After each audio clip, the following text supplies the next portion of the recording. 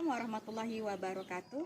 Saya Yuli Aryati, calon guru penggerak angkatan 5 dari SMK Negeri 2 Teluk Kramat. Kali ini hadir kembali di dalam koneksi antar materi. Kali ini saya akan menyampaikan kesimpulan dan penjelasan mengenai pemikiran-pemikiran Ki Hajar Dewantara. Sebelum mengikuti program guru penggerak, saya mengajar selalu sesuai dengan perangkat mengajar yang saya buat. Setiap semester saya harus mencapai target kurikulum hingga 100%, melaksanakan ulangan harian, mid semester, dan ulangan akhir semester, serta tugas-tugas yang harus diselesaikan oleh siswa-siswa saya. Untuk ketuntasan materi, seluruh peserta didik wajib memenuhi KKM yang telah ditetapkan. Setelah mempelajari modul 1.1, yaitu tentang refleksi filosofi pendidikan nasional Ki Hajar Dewantara,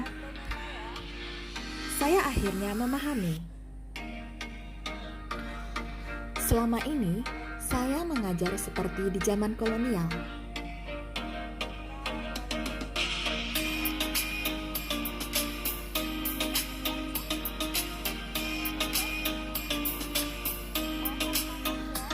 Tanpa saya sadari, saya melakukan pengajaran terpaku hanya pada standar kurikulum yang harus saya tuntaskan, tanpa memandang kodrat alam dan kodrat zaman yang melekat pada diri peserta didik serta sosiokultur di sekolah.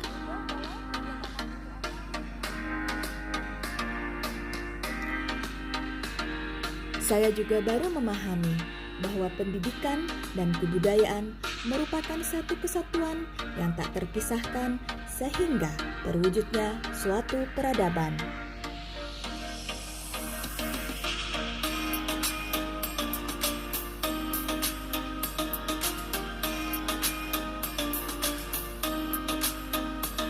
Dan yang paling menarik bagi saya adalah Ki Hajar Dewantara mengibaratkan pendidikan seperti seorang petani.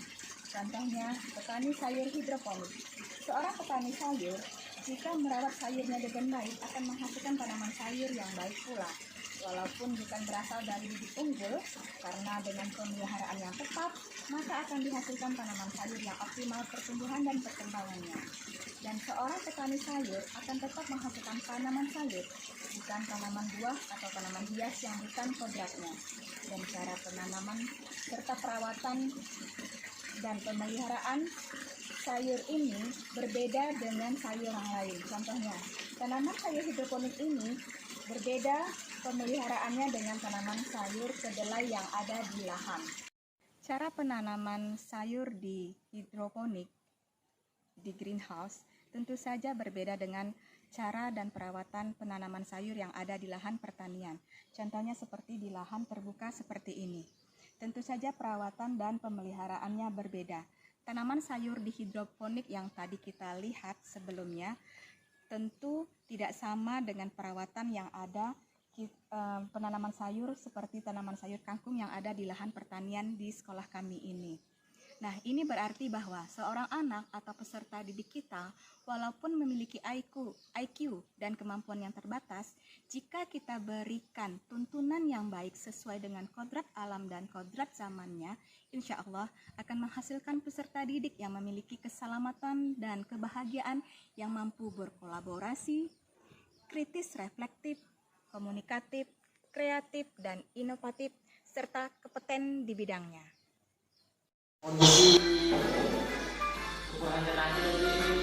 Dengan memahami pemikiran Ki Hajar Dewantara, saya berinisiatif akan membuat program guru tamu.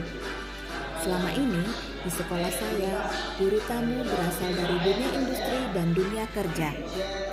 Setelah memahami filosofi pendidikan Ki Hajar Dewantara, saya baru mengerti bahwa guru tamu bisa dihadirkan dari orang tua siswa untuk membagikan ilmu pengetahuan, wawasan, serta pengalaman lahir dan batin mereka.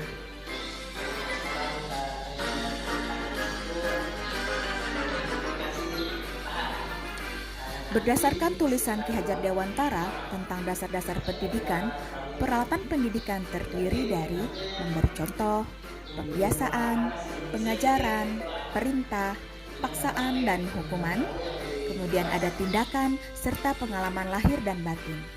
untuk pengalaman lahir dan batin sesuai dengan kelompok umur siswa di SMK, yaitu masa ketiga, umur sekitar 14-21 tahun yang dinamakan masa terbentuknya budi pekerti atau social period.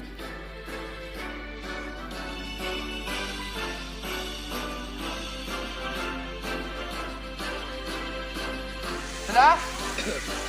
Sudah, selesai. Masuk lagi.